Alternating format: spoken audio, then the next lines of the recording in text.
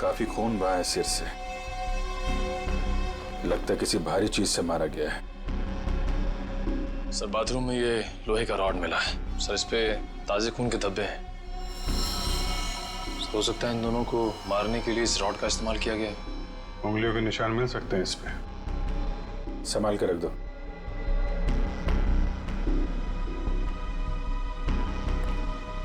वैशाली जी, आपने सबसे पहले देखा लाशों को? मैंने और मेरी फ्रेंड विनीता ने टेनिस खेलने का प्लान बनाया था। जब मैं यहाँ आई तो विनीता मुझे नहीं मिली और अंकल आंटी की लाश के आसपास किसी को देखा था? यहाँ पे कोई नहीं था। और बाहर का दरवाजा खुला हुआ था? जी, पर मुझे विनीता की फिक्र हो रही है क्योंकि उसका फोन सुबह से बंद आ रहा है। विनीता का कोई फोटो है आपके पास? फोटो तो ये रही। वंश सर, ये फोटो सब चेक ना किया और पुलिस स्टेशन में भेजो। इसकी जान को खतरा हो सकता है। सर। और आप हैं यहाँ के वॉचमैन। वॉचमैन का मतलब समझते हो? घर का रखवाला। ये रखवाली की तुमने अपने मालिक और मालकिन की? कैसे कहूँ साहब, अब तो ये बोझ पूरी जिंदगी मेरी आत्मा पर रहने वाला।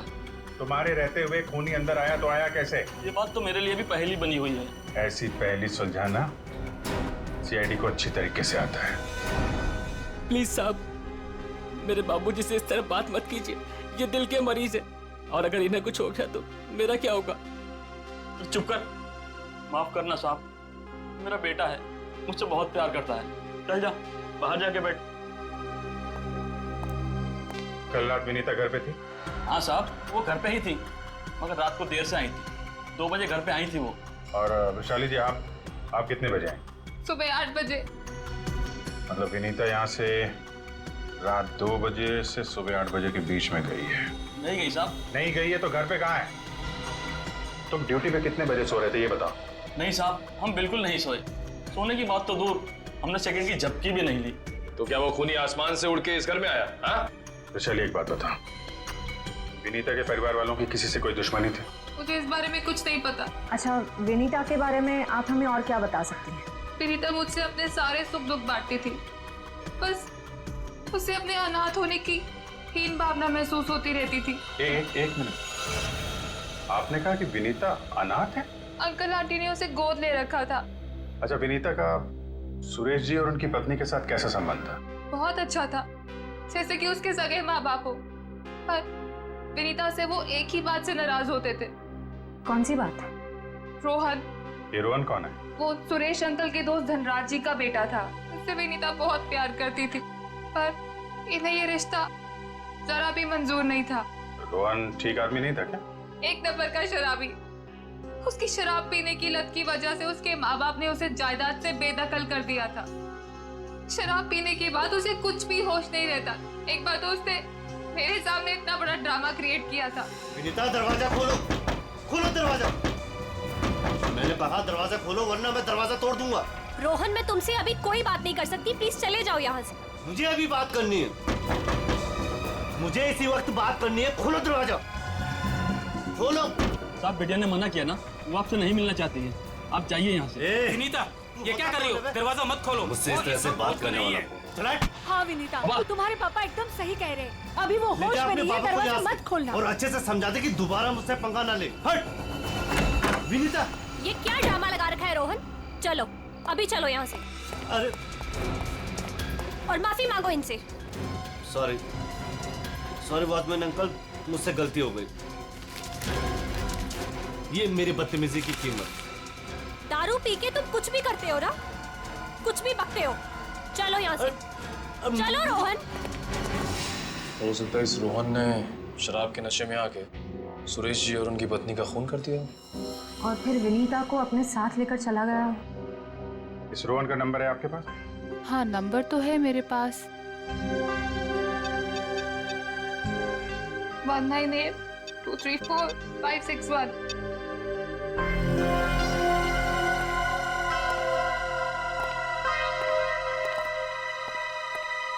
रोहन का फोन भी बंद आ रहा है।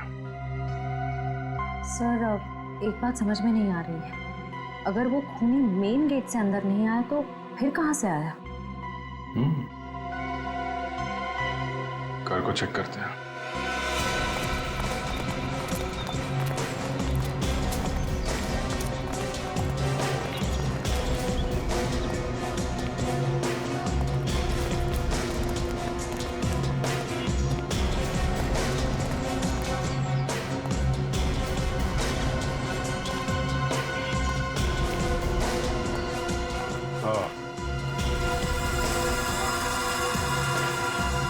ये देखा?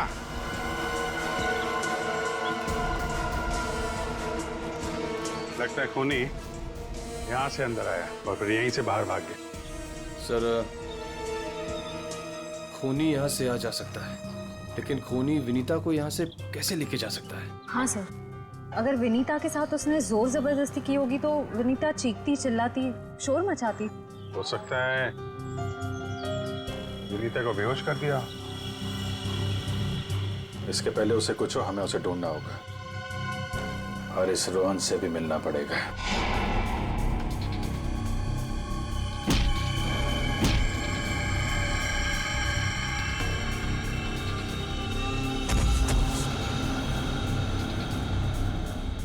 सर, अभिजीत सर ने रोहन का यही का पता बताया।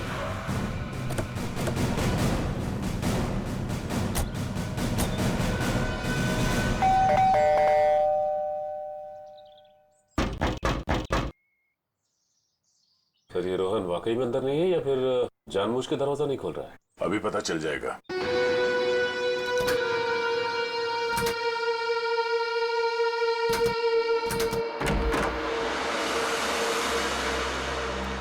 हो सकता है उसने विनीता को यहीं कहीं छुपा के रखा हो।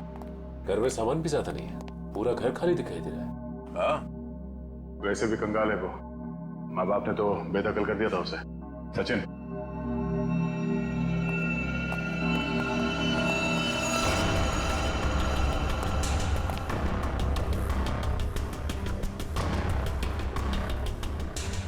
सर, यहाँ तो कोई भी नहीं है, ना ही विनीता और ना ही रोहन। हो सकता है उसने अपना ठिकाना बदल दिया। काम करो, घर की तलाशी लो, कोई ना कोई सुराग जरूर मिलेगा।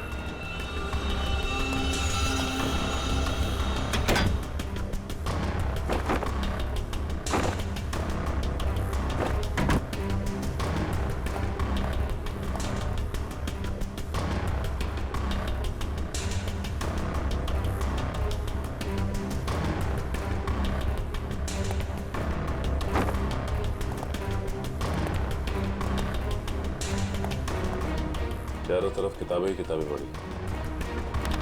लगता है इस रोहन को किताबें पढ़ने का बहुत शौक था।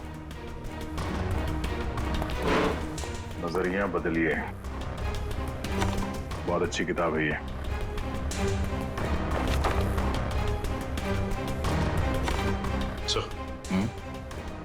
ये देखिए, इस डस्टबिन में ये दस्ताने पड़े थे। लगता है किसी ने अभी भी जलाया। मतलब इन दस्तानों का इस केस से कुछ लेना देना है।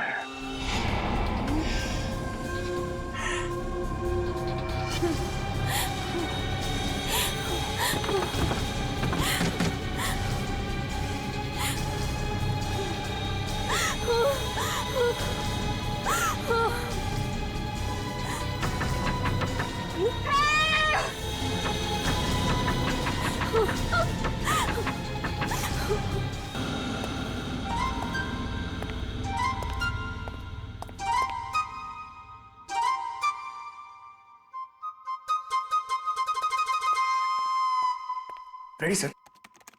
मेरे इतने बड़े शरीर के इत्तू से दिमाग में ना एक बात नहीं घुस रही है। कौन सी बात? ये रोहन का मेन मकसद था विनीता से शादी करना, करेक्ट? करेक्ट। फिर इसने अपने सास ससुर की जान क्यों ली?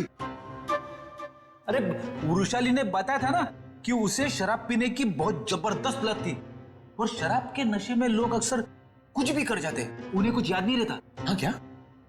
क्या? शराब के नशे में इतनी ऊंची दीवार कोई कैसे चढ़ सकता है, भले रस्सी के सहारे क्यों? और फिर विनीता, वो तो शराब नहीं पीती, वो क्यों गई रोहन के साथ? सर वैसे भी विनीता तो उनकी सगी बेटी थोड़ी थी।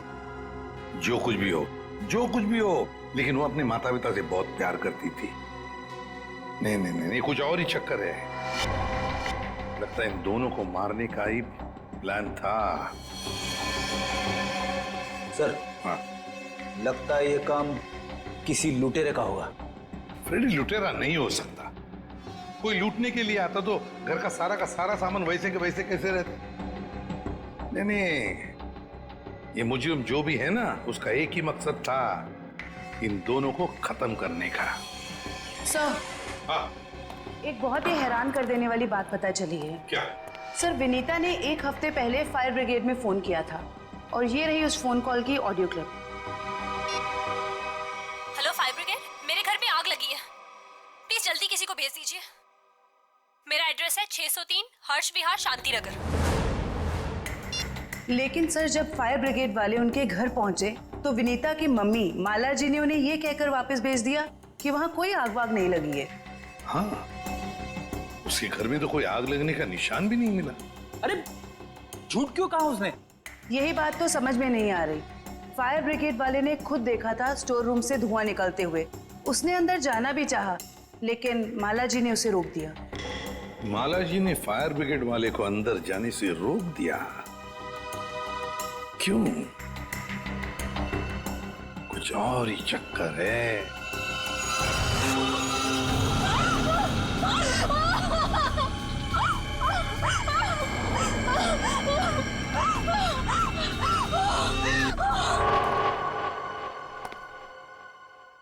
छान मारो इस जगह को अच्छी तरह से, कुछ ना कुछ जरूर मिलेगा।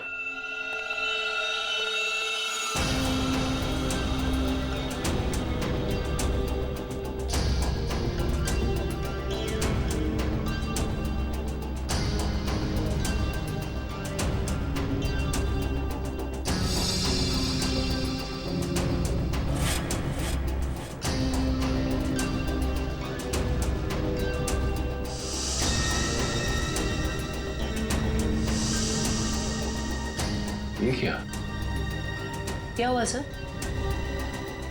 सीलिंग पे पेंटिंग बनाई। बड़ी ही अजीब बात है। देखते।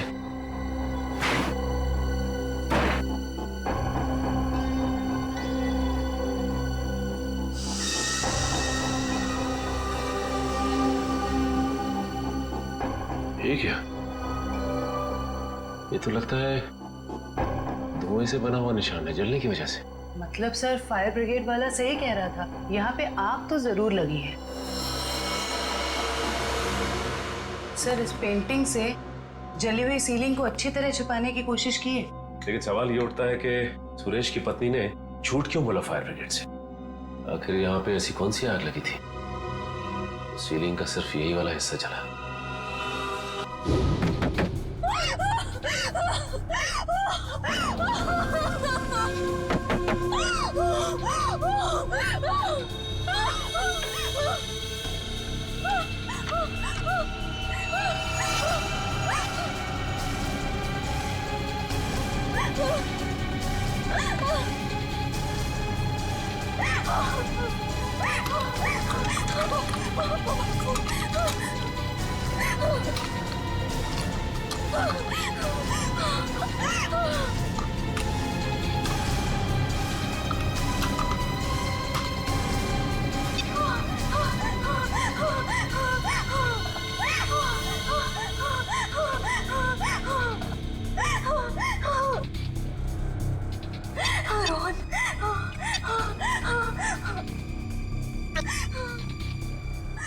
रोहन फोन क्यों नहीं उठा रहा?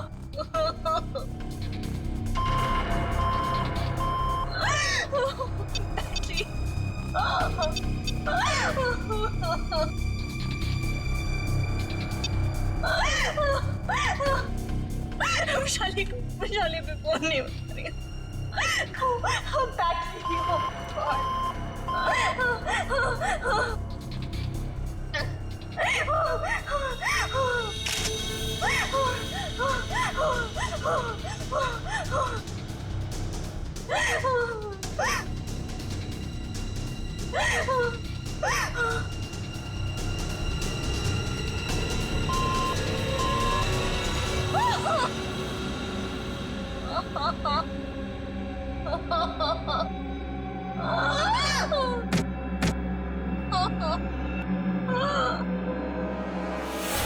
बस मौत रात को 1 बजे से 3 बजे के बीच में हुई है। और सर वॉचमैन कह रहा था कि विनीता रात को 2 बजे घर लौटी थी।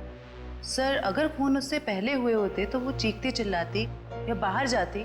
मतलब खून 2 और 3 बजे के बीच में हुए हैं। सालुंके साहब, हमें जो लोहे का रॉड मिला था उसके ऊपर से खूनी के उंगलियों के निशान मिले या नहीं?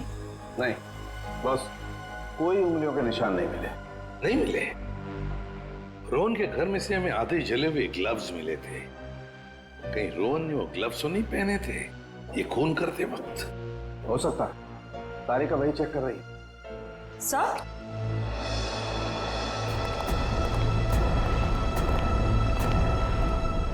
सर ये खास किस्म का सॉल्यूशन है, इकोडेल्पाइट नाम। अगर मैं इस सॉल्यूशन को इन दस्तानों पर डालूं तो इन दस्तानों पर जो कुछ भी लगा हुआ होगा वो अलग हो जाएगा। अरे वाह, फॉरेंसिक टेक्नोलॉजी कहां से कहां पहुंच गई है।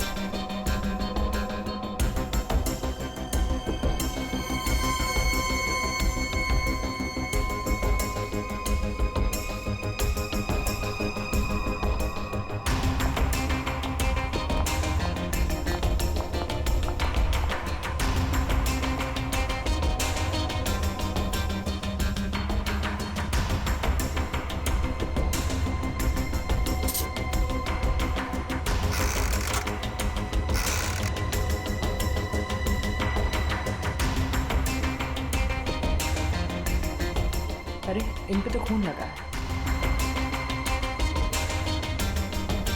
देखते हैं किसका है।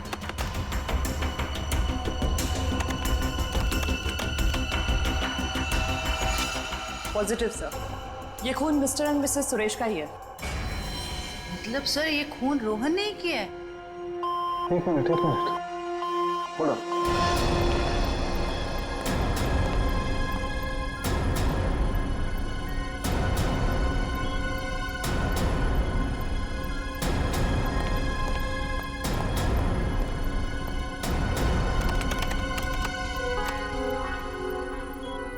बस वो देखो,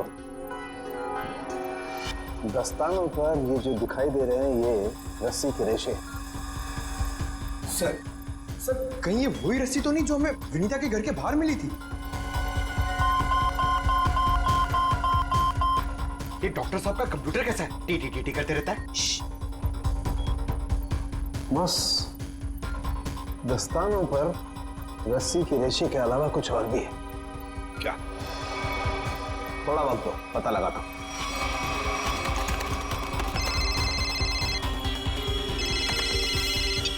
हाँ श्रेया,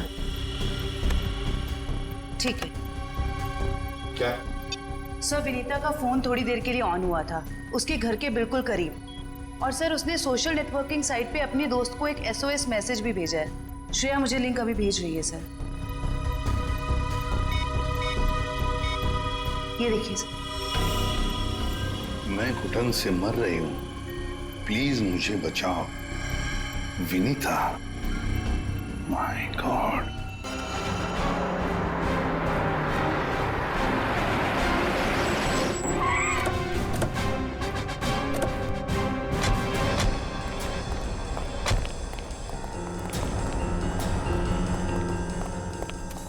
फिर मोबाइल कंपनी ने बताया कि विनीता का फोन आखिरी बार यही ऑन हुआ था।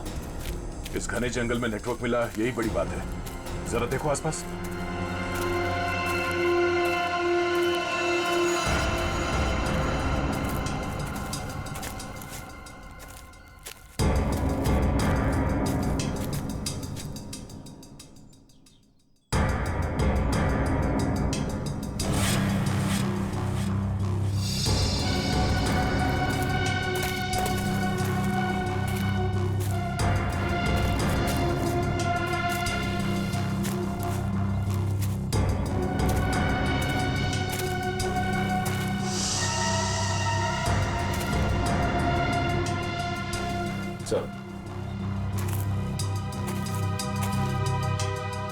सामने झोपड़ी दिखाई दे रही है।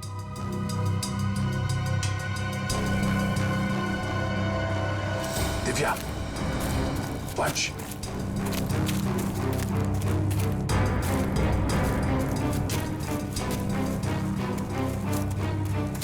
चौकन्ने रहना।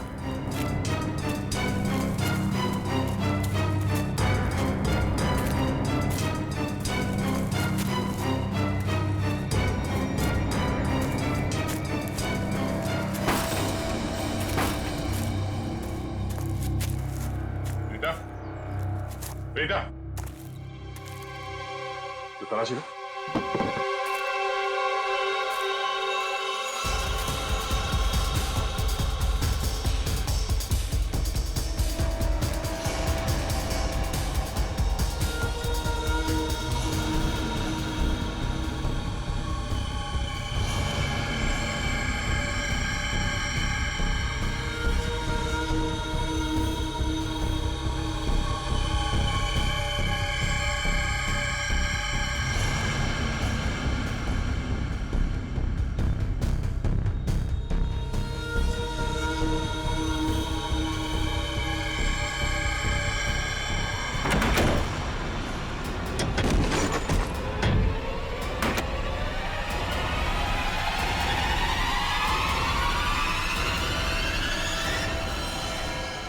ये तो रोहन है। सॉरी वॉचमैन अंकल, मुझसे गलती हो गई।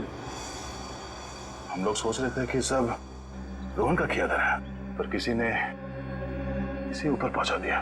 सर कहीं ऐसा तो नहीं कि विनीता ने अपनी आत्मरक्षा के लिए इसे मार दिया? नहीं, इसे भी ठीक वैसे ही मारा है, सर पे वार करके, जैसे विनीता के माँ बाप को मारा था। खूनी को एक ही है। सोचता है कि खूनी ने रोहन को मारा और विनीता को साथ ले गया। हो सकता है, या ये भी हो सकता है कि वो यही कहीं आसपास हो। तो देखो,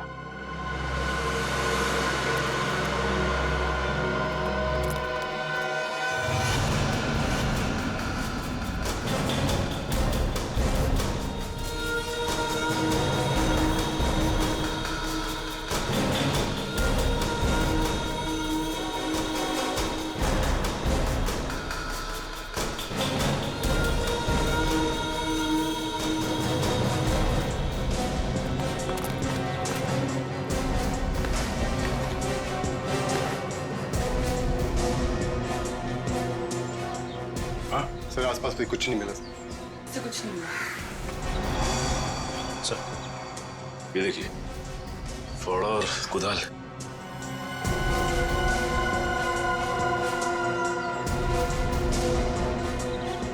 कहीं जमीन के नीचे तो नहीं?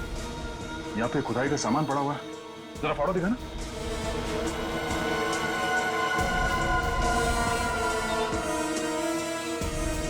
इस फावड़े पे गीली मिट्टी लगी हुई, पता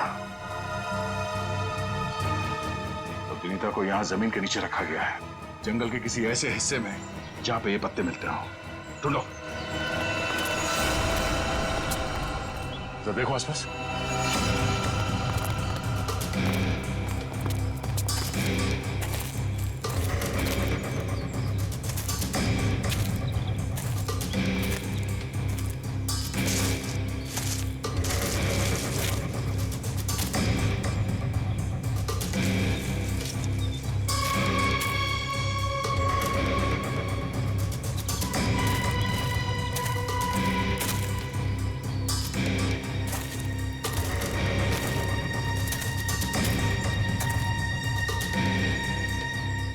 सचिन, वंश, दिव्या,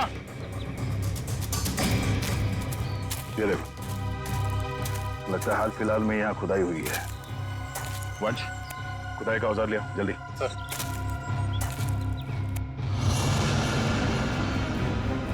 गुड, यहाँ पे खोदना शुरू करो।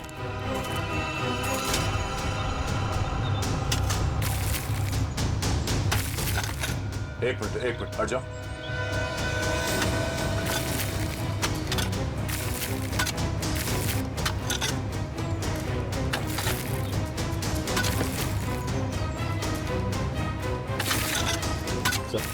हाँ? कुछ है। एक मिनट, खोदा बंद करो, हाथ से निकालो।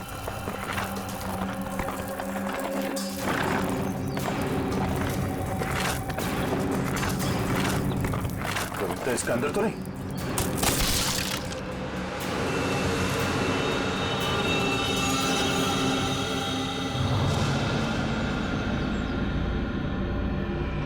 विनीता! ओह नो, सांसें धीमी चल रही है, इसे अस्पताल ले जाना होगा। निकालो उसको बाहर जल्दी। हाथ दो, निकालो बाहर, निकालो। पैर पकड़ो उसके। चलो।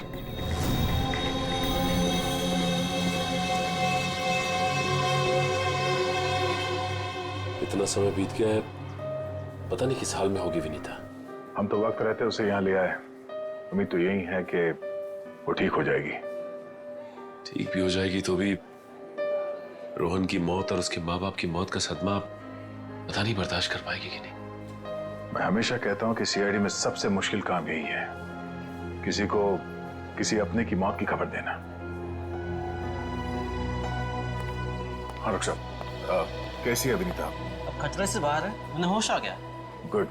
हम उनसे बात कर सकते हैं? हाँ, बात कर सकते हैं, लेकिन वो काफी तनाव में, बहुत देर तक कम ऑक्सीजन में रहने की वजह से फिलहाल बहुत ज्यादा कमजोर है। थोड़ा संभाल के ध्यान रखिएगा इस बात का। ठीक है, हम इस बात का ख्याल रखेंगे। Thank you. चलो।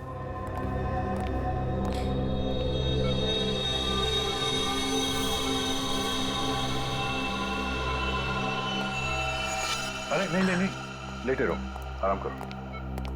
Thank you sir. डॉक्टर ने बताया कि आप लोगों ने मेरी जान बचाई।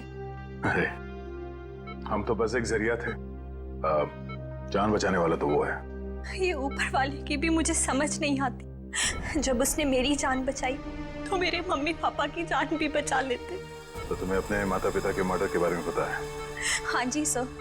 जिस वक्त ये सब हुआ मैं नीचे हॉल में रोहन से फोन पे बात कर रही थी, तभी मैंने कुछ आवाजें सुनी। फिर क्या हुआ? और जैसे ही मैं दौड़ के ऊपर गई तो किसी ने मुझे क्लोरोफॉर्म सुंघा दिया, लेकिन मैं पूरी तरह से बेहोश नहीं हुई थी। और किसी ने मेरी आंखों के सामने मेरे मम्मी पापा का खून कर दिया। सर, जिस किसी ने भी मुझे दोबारा अनाथ किया है, आप प्लीज उसे छोड़िएगा मत। उसे फांसी होनी चाहिए, फांसी। बिल्कुल। तुम्हारे माता पिता और रोहन के खूनी को हम... क्या? रोहन का भी खून हो गया? अब मैं किसके सहारे जीऊंगी? प्लीज सर, संभालिए अपने आप को, प्लीज। अच्छा, ये बताइए कि आपको कब पता लगा कि आप उस बॉक्स के अंदर बंद हैं? जब मेरी आंखें खुली तो मैं एक घुटन भरे बक्से में थी। मुझे नहीं पता था कि किसी ने मुझे जिंदा दफन कर दिया।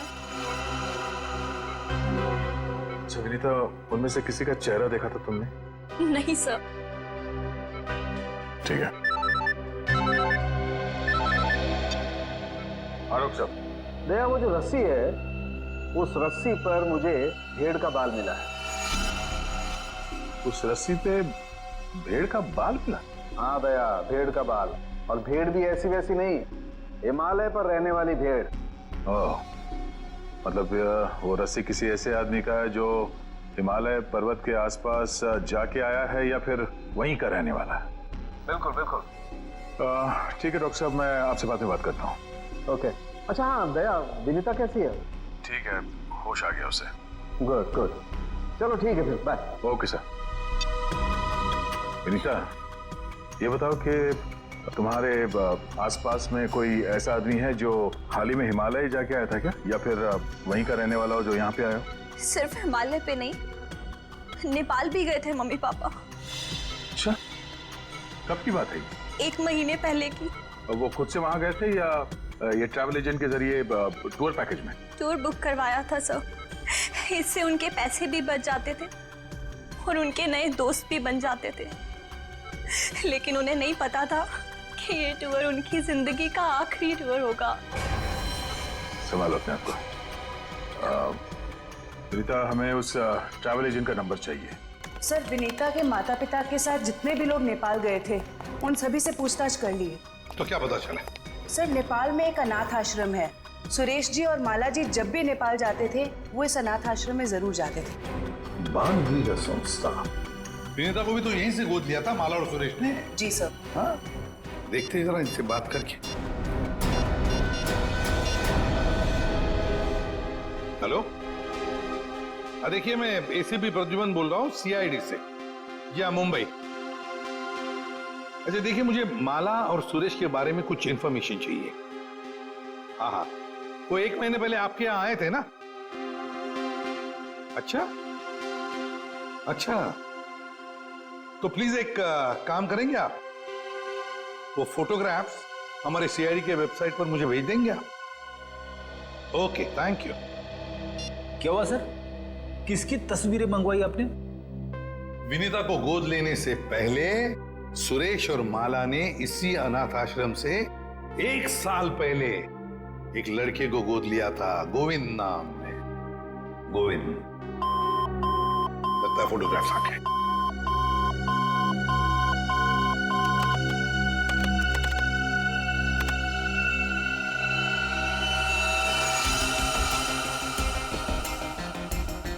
पांच साल की उम्र थी, साल 1999।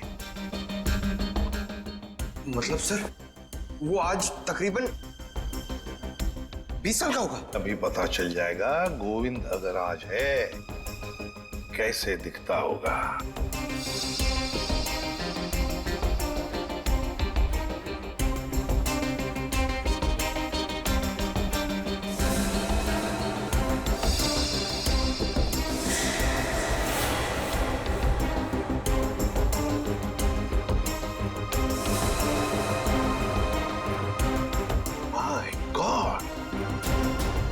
माय गॉड, ये गोविंद है।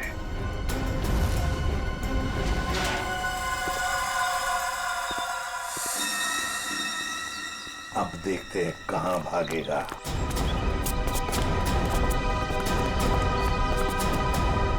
ठीक है सर, हमें देख के अंदर भाग गया है। जब गीदड़ की मौत आती है तो वो शहर की तरफ भागता है, मगर ये तो अंदर भाग गया। मगर सर वो अंदर की तरफ क्यों भागा? वो तो पकड़ा जाएगा। ऐसे मुजरिम बाहर की तरफ भागते हैं, मगर ये अंदर भागे या बाहर, पकड़ा तो ये जाएगा ही। कहां गया ये? अभिजीत, दया सर, फैल जाओ, मैं सामने से घुसता हूं।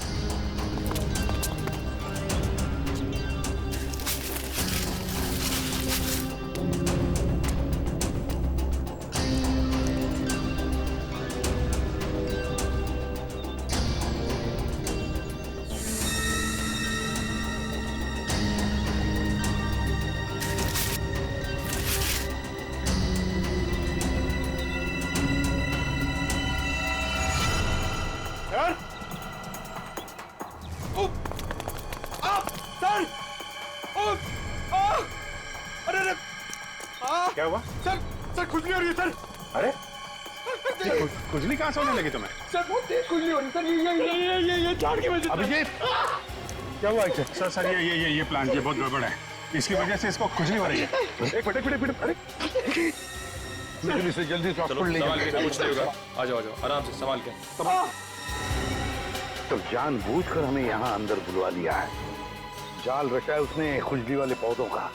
संभल के रहना, यहीं कहीं छुपा है।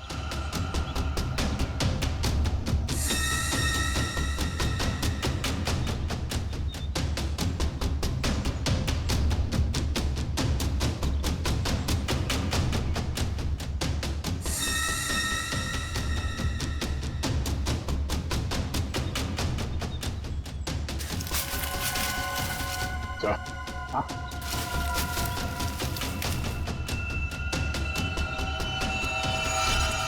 चलो वहां देख लो, बहुत बना लिया पौधों को हथियार। अब विदाई का समय आ गया तुम्हारा, ससुराल चलना है। चलो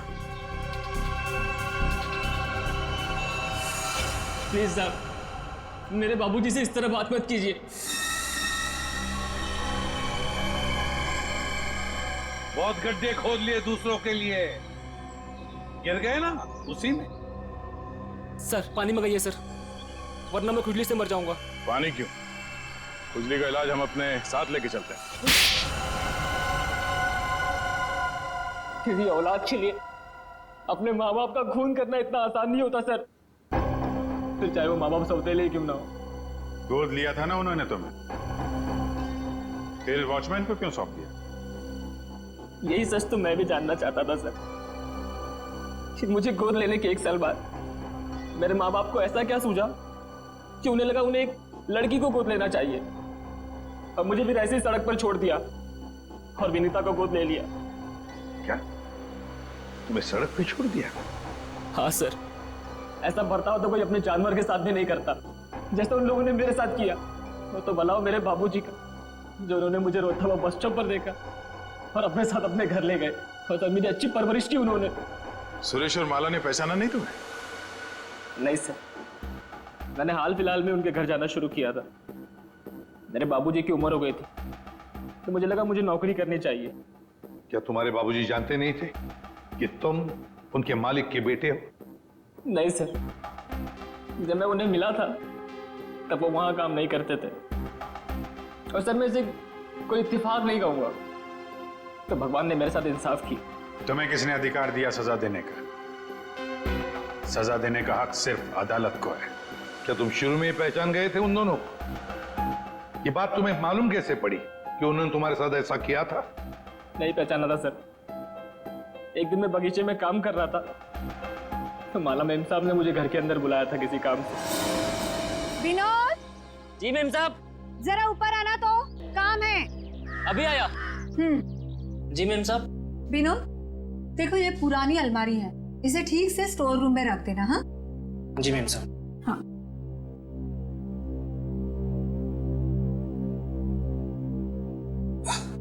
क्या हुआ विनोद, बहुत भारी है क्या? बहुत ज्यादा भारी मेम साहब। एक काम करता हूँ, इसमें से कुछ सामान बाहर निकाल लेता हूँ। मगर निकाला हुआ सामान फिर से रख देना अंदर। हाँ जी मेम साहब। हाँ।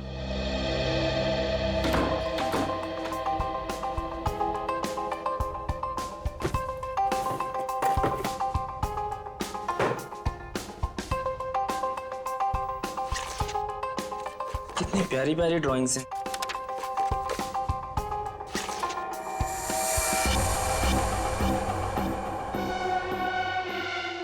ये तस्वीर तो मेरे बचपन की है। इसका मतलब साहब और मेम साहब ने मुझे गोद लिया था। विनोद, कितनी देर, जल्दी करो। जी मेम साहब, बस हो गया।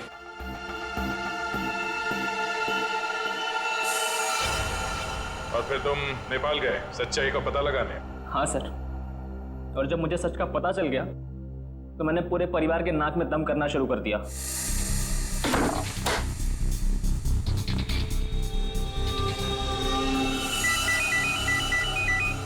किसका फोन है? हेलो हेलो, अरे जवाब क्यों नहीं दे रहे हो? हेलो, कौन है? ऐसा क्यों किया? कौन बोल रहा है? आपका बेटा। बेटा? क्या? बताइए, ऐसा क्यों किया? मुझे अपना बनाकर फिर से अनाथ क्यों कर दिया? देखो, ऐसी बातें फोन पर नहीं होती है।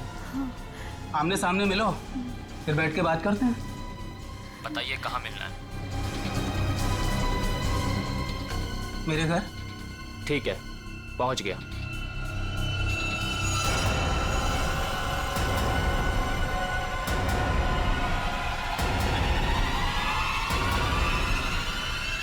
स्टोर रूम की अलमारी में तुम्ही ने आग लगाई थी ना? हाँ सर, पर माला जी नहीं चाहती थी कि उनकी सच्चाई दुनिया को मालूम पड़े और समाज में उनकी बेइज्जती हो, इसलिए फायर ब्रिगेड को भी उन्होंने वापस भिजवा दिया।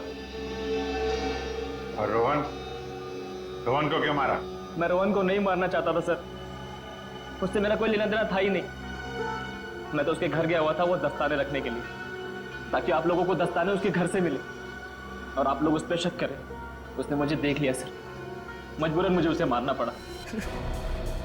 बदले की आग में तुमने 3 खून किए, एक मासूम को जिंदा दफनाने की कोशिश भी की। ये कैसा बदला? अब ये बदले की आग तुम्हें फांसी के फंदे तक ले जाएगी, फांसी के फंदे तक।